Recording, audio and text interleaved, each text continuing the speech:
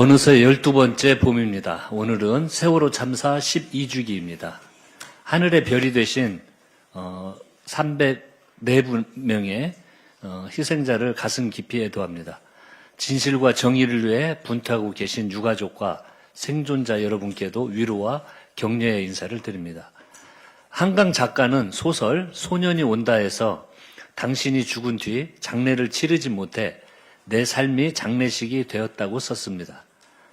진실과 책임을 온전히 규명하지 못한 참사의 고통은 살아남은 우리 모두에게 이어지고 있습니다. 안타깝지만 세월호 이후에도 참사는 반복되고 있습니다. 이제 민주당과 이재명 정부가 그 악순환을 끊어내겠습니다.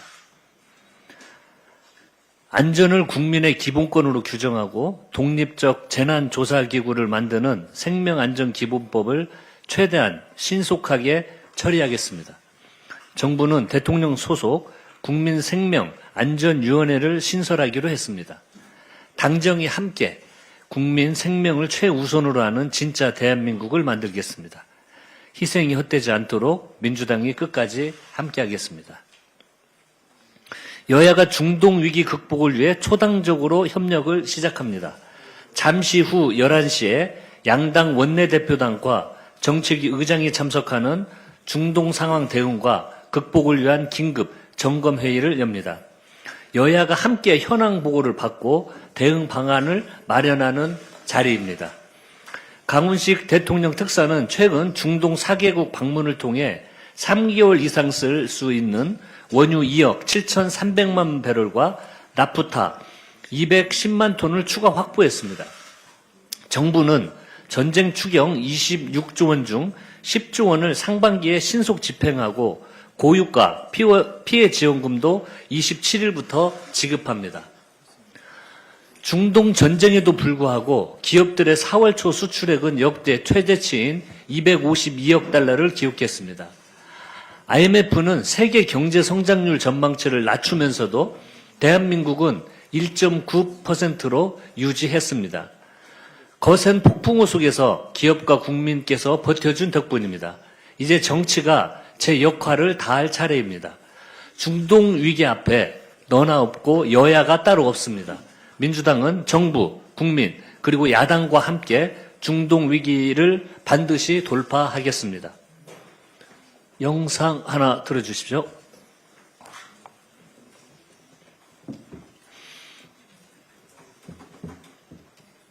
영상 안 나오나요?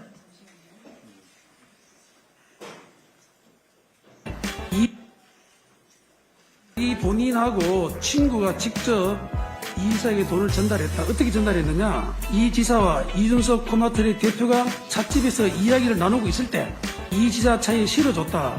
가방은 은시의 그 화장품 가방이라까지 진술하고 있어요. 제시하겠습니다. 저 화면에 보십시오. 조금은 상의를 좀 했어야지 되는 것 같습니다. 비교해 보십시오. 뭐가 차이가 있습니까? 똑같은 사진 아닙니까? 똑같네요. 2018년 11월 달에 시장 아니셨잖아요. 진짜 아니었습니다. 아무 권한이 없을 때입니다. 페이스북에 내가 돈 좀 벌었다. 사채업하고 렌트카해서 내가 돈 이렇게 벌었다고 자랑하면서 올린 사진이요. 정말 참 코미디가 이런 코미디가 없습니다. 2021년 10월 경기도 현장 국정감사에서 국민의힘 김용판 의원이 조폭 돈다발 사진을 꺼내들었습니다. 그러나 민주당원과 지지자들의 실시간 추적으로 진실이 밝혀졌고 그 내용이 국감장에 있던 저에게도 전달이 되었습니다. 그 돈다발은 뇌물이 아니라 사채업자가 2018년 SNS에 올린 허세용 사진에 불과했습니다. 당시 이재명 지사께서도 이런 코미디가 없다고 일갈했습니다. 대법원은 이재명 조폭 연루 20억 수수서를 결국 선거를 오염시킨 명백한 허위사실로 확정했습니다. 허세용 돈다발 사진으로 대통령을 올감하려 했던 비열한 연출은 결국 사법적 단죄로 끝났습니다. 그 허위사실이 0.73% 차이의 대선 한복판에 유포되었다는 사실, 이를 받아 정치 공세의 재료로 삼은 세력이 있었다는 사실은 여전합니다. 허위 폭로를 인용하고 확산시킨 국민의힘은 국민에게 한마디 해명도 없이 침묵하고 있습니다. 책임 있는 정당의 태도가 아닙니다. 타인의 티끌에도 엄격하고 자신들의 대들보 같은 거짓말에는 눈 감는 국민의힘의 내로남불을 국민은 기억할 것입니다. 더불어민주당은 가짜뉴스가 민주주의를 파괴하는 무기가 되지 않도록 제도적 방어 체계를 확실히 구축하겠습니다. 윤석열 정치검찰의 오만과 뻔뻔함이 온 국민을 경악하게 하고 있습니다. 14일 청문회장에 나온 박상용 검사는 증인서를 또다시 거부하고 국회가 요구한 소명서마저 내지 않았습니다. 국회 증언감정법이 명확히 금지하는 행위입니다. 국회 무시를 넘어 주권자 국민에 대한 정면 도전입니다. 녹취록에서 박상용 검사는 방조 그 부분 약속은 지켜주시고 라고 말해 당연히 지키죠 라고 답했습니다. 반복적 감형 제한, 겁박, 지인에 대한 별건 수사 위협까지 이재명 죽이기를 위해 국가 권력을 총동원한 정치 검찰의 폭력 범죄입니다. 또 검찰은 금융감독원이 증거를 확보한 수천억 원대 주가 조작 사건은 어떻게 하고 있습니까? 국정조사에서 드러난 쌍방울축의 위증, 증거, 녹취록의 진실을 특검을 통해서 반드시 완전히 규명하겠습니다. 쌍방울만이 아닙니다. 대장동 2기 수사팀 역시 공식 발령 전부터 기록을 검토하고 기존 결론을 뒤집었습니다. 장기간 구금을 통한 심리적 압박과 증거 배제, 허위 공문서 작성 의혹까지 제기됐습니다. 오늘 조작기소 국조특위는 대장동 위례 사건 청문회를 엽니다. 처음부터 결론을 정해놓고 끼워 맞춘 표적 수사의 민낯이 드러날 것입니다. 더불어민주당은 윤석열이 국가 권력을 사유화해 정적 제거를 기도한 조작 기소의 진상을 반드시 밝혀내겠습니다. 예, 다음은 한정혜 정책위 의장의 발언이 있겠습니다.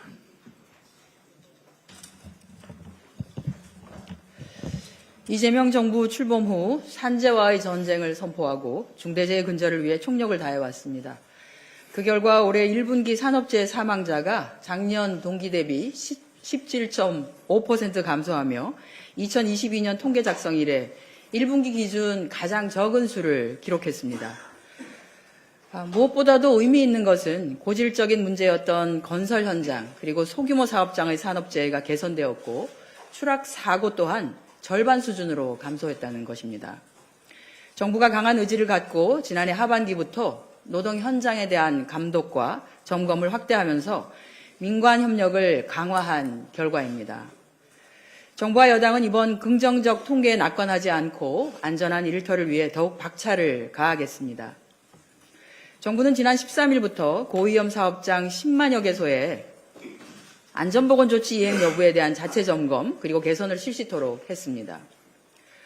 5월부터는 자체 점검을 실시하지 않는 등 산업안전 관심도가 낮고 재해 위험이 높은 초고위험 사업장 약 3만 개소에 대해서 중점 점검에 나설 예정입니다.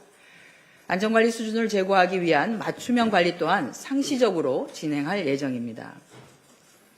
4월 16일, 오늘은 세월호 참사 12주기가 되는 날입니다. 다시는 이 같은 비극이 반복되지 않도록 재난안전에 대한 국가 책무를 확립하고 재난안전관리 역량 또한 강화해 나가야 합니다. 생명과 안전이 존중받는 사회로 나아갈 수 있도록 하는 생명안전기본법 제정은 더 이상 미룰 수 없는 시대적 소명입니다. 조속히 통과될 수 있도록 국민의힘의 협조를 촉구합니다. 당과 정부는 국민 생활 속 안전을 강화하고 국민이 신뢰하고 안심할 수 있는 안전사회를 위해 입법적 그리고 제도적 노력에 최선을 다하겠습니다. 어제 대통령 주재 규제합리화위원회 첫 회의에 다녀왔습니다. 지방주도 성장과 국가 전략산업을 육성하기 위한 메가특구 추진 방안에 대해 논의하였습니다. 메가특구에는 최고 수준의 규제 특례와 재정, 세제, 인력, 연구개발 등을 아우르는 7대 정책 지원 패키지가 투입됩니다. 특히 로봇, 재생에너지, 바이오, 인공지능, 자율주행차 등의 4대 4대 첨단 분야를 집중 지원하고 육성할 예정입니다. 메가특구는 단순한 지역 개발 사업이 아니라 대한민국의 성장축을 수도권 1극 중심에서 전국으로 확장하는 국가 전략 프로젝트입니다. 메가특구를 통해서 5극 3특 지역 균형 성장 그리고 국가 전략 산업 육성 효과를 동시에 달성할 수 있을 것으로 기대됩니다. 첨단 산업 분야의 성장 동력은 속도와 실행력입니다.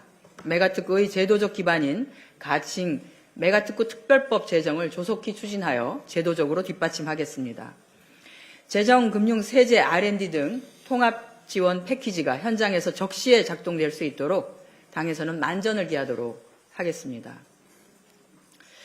정부가 국민성장펀드 2차 메가프로젝트를 발표했습니다. 2차 메가프로젝트로 차세대 바이오, 백신 설비 구축 및 연구개발, 유기발광 다이오드 디스플레이, 미래 모빌리티, 방산, 서버린 AI, 재생에너지 인프라, 새만금 첨단 벨트 등 6개 분야가 선정되었습니다. 첨단 산업 생태계에 대한 파급 효과 및 지방성장 지원을 최우선 목표로 두는 국민성장펀드의 핵심 가치를 유지하면서 바이오, 디스플레이 및 모빌리티 등 우리나라의 미래 먹거리가 될 산업으로 온기를 확산시키겠다는 것입니다. 국민성장펀드에 거는 국민적 기대가 큰 만큼 민주당도 그에 발맞춰 움직이고 있습니다. 어제 국민참여형 국민성장펀드에 대한 세제 지원을 담고 있는 조세 측례 제한 법안과 농어촌 특별세법안이 재정경제기억위원회를 통과했습니다. 국민성장펀드를 통해 미래전략산업의 자금 공급을 확대하고 그 성장의 과실을 국민이 공유할 수 있도록 대폭적인 세제 지원 내용을 담았습니다. 펀드에 3년 이상 투자하는 경우 투자금액에 단계적으로 소득공제를 적용하고 배당 소득에는 9%라는 세율로 저율 분리과세를 적용하게 됩니다. 또한 더 많은 국민이 투자에 참여할 수 있도록 함께 하실 수 있도록 펀드 판매액의 20%를 서민 전용으로 배정하게 됩니다. 어제 중동 전쟁 발발 이후 처음으로 코스피가 6,000선을 회복했습니다. 반가운 숫자입니다. 그간 우리 코스피는 중동 전쟁 발발에도 5,000선을 유지하면서 우리 자본시장의 체질이 변화하였음을 보여주었습니다. 국민성장펀드가 대한민국 산업경제의 체질을 더 강하게 변화시키는데 마중물이 될 것이라고 생각합니다. 우리 경제는 중대한 분기점에 서 있습니다. 골든타임을 놓쳐서는 안 됩니다. 국민성장펀드를 통해서 대한민국의 산업지형을 바꾸고 지방과 중소기업을 살리기 위해 당정이 최선을 다하겠습니다.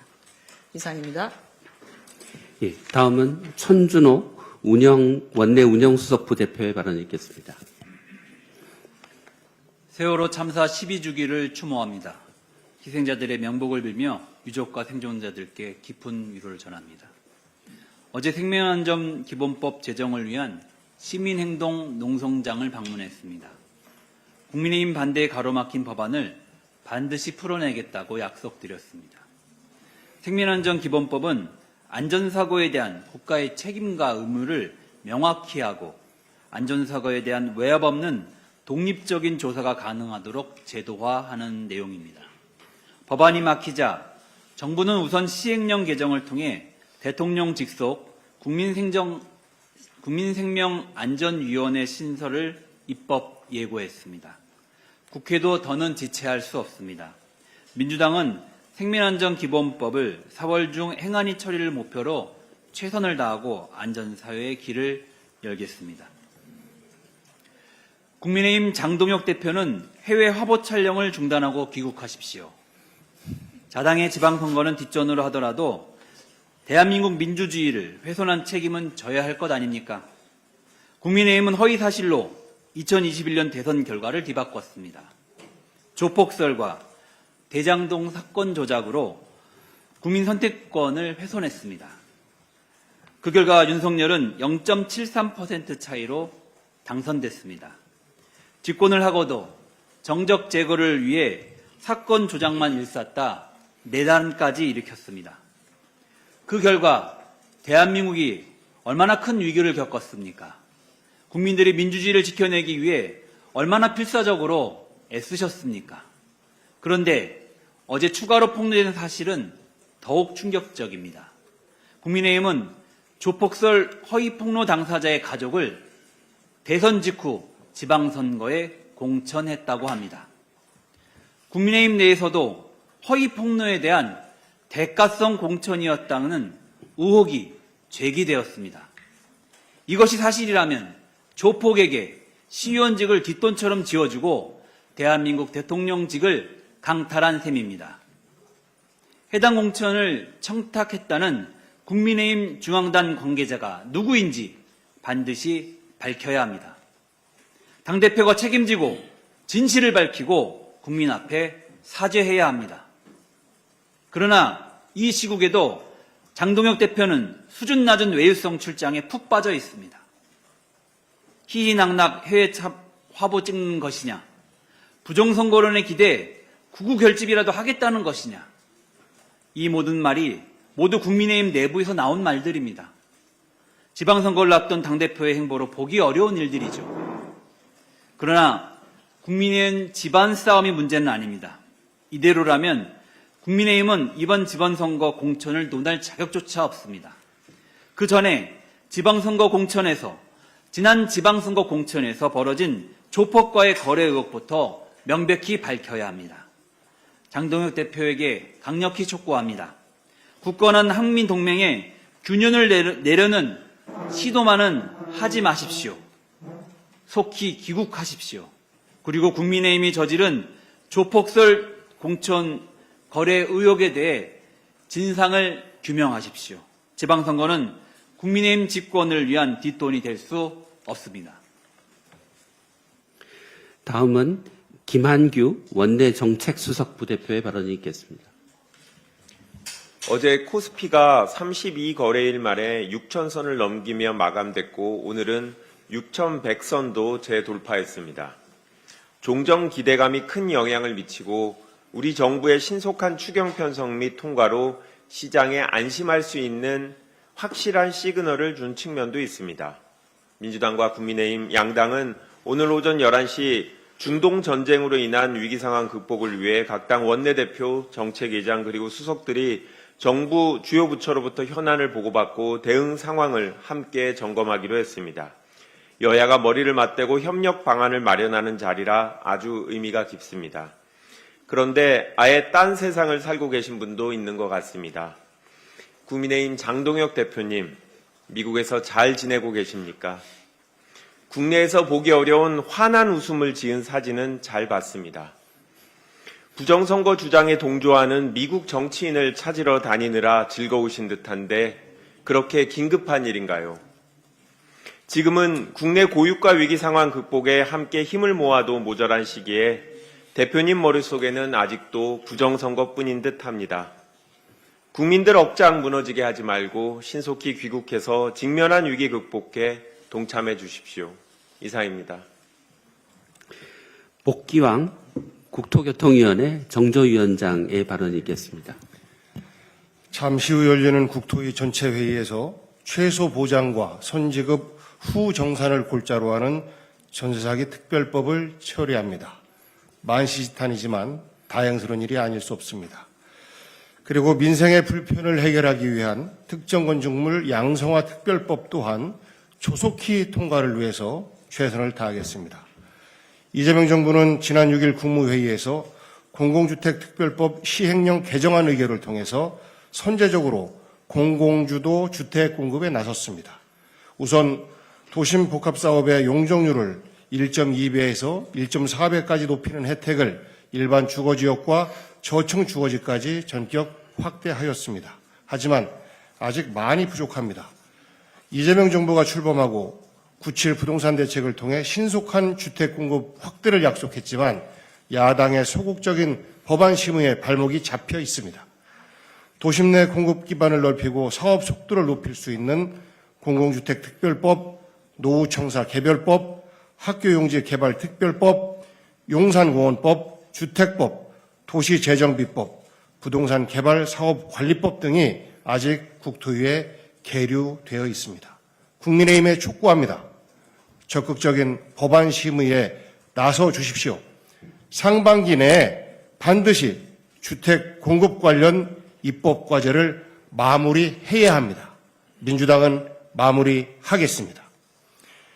세종 행정수도 완성을 위해 박차를 가하겠습니다. 지난 14일 이재명 대통령께서 세종 집무실을 임기 내에 이용하고 퇴임식까지 세종에서 하시겠다고 강력한 의지를 밝히셨습니다. 지난 15일부터 부지 조성을 위한 입찰 공고가 시작되었습니다. 민주당도 14일 국토소유에서 세종시 발전과 대학들의 정착을 위한 세종 캠퍼스 지원을 골자로 하는 행복도시법 개정안을 통과시켰습니다. 반면 행정수도 완성의 핵심인 신행정수도 특별법은 상정만 되었을 뿐 논의가 지연되고 있습니다. 노무현 대통령께서 시작한 세종 행정수도의 꿈을 이재명 정부에서 완성해야 합니다. 세종 행정수도 완성은 20년이 넘는 국민과의 약속이고 대한민국의 꿈입니다. 국민의힘은 온 국민의 염원을 외면하지 말고 세종 행정수도 완성을 위해 즉각 법안 심사에 나서 주시길 촉구합니다. 감사합니다. 네, 이어서 김현정 원내대변인의 발언이 있겠습니다. 네, 종무위 소속 평택시병 김현정입니다. 그동안 쿠팡은 수많은 문제들을 야기해왔지만 단 한 번도 제대로 책임진 바 없습니다. 지난해 일으킨 대규모 개인정보 유출도 마찬가지입니다. 정부는 3,370만 개라는 대규모 개인정보 유출 피해를 최소화하기 위해서 작년 12월 쿠팡 사태의 범정부 TF까지 출범했습니다. 국회는 관련 상임위가 모두 참여한 연석 청문회까지 개최했습니다. 그러나 정작 사태를 일으킨 쿠팡만 태평합니다. 그뿐 아닙니다. 사태 발생 이후 대한민국 정부와 국회, 국민마저 우롱하는 태도로만 일관하고 있습니다. 지금도 마찬가지입니다. 검은머리 외국인 김범석은 미국에서 한 발짝도 움직이지 않고 미국 의회에 로비 자금만 뿌려대고 있습니다.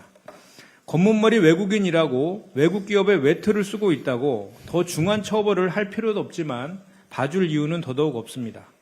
특히 지난 쿠팡 청문회에 참여한 과기정통부, 경찰청, 노동부, 방미통위, 개보위, 금융위, 공정위 등 수많은 정부 부처는 소관 사항에 대해 철저히 조사하고 법과 원칙이 허용하는 최대한의 제재를 가하길 촉구합니다.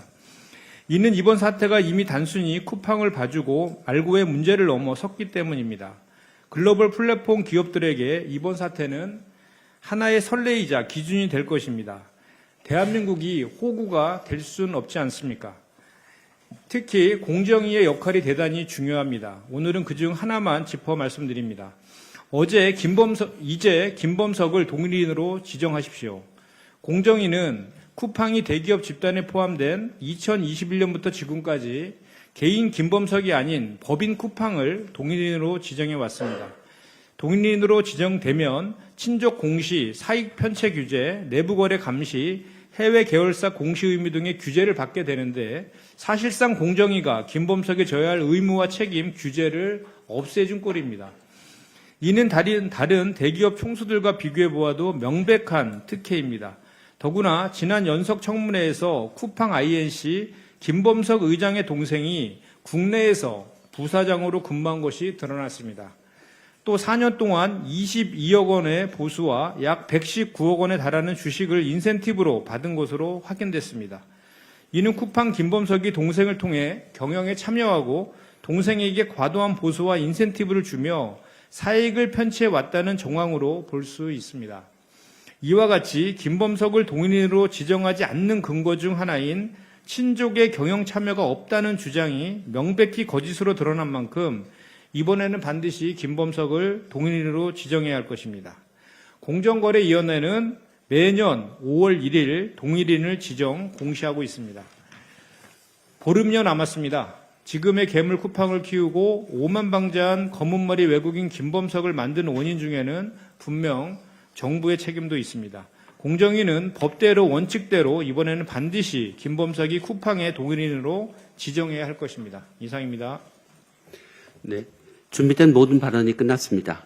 이상으로 제75차 정책조정회의를 마치겠습니다. 감사합니다.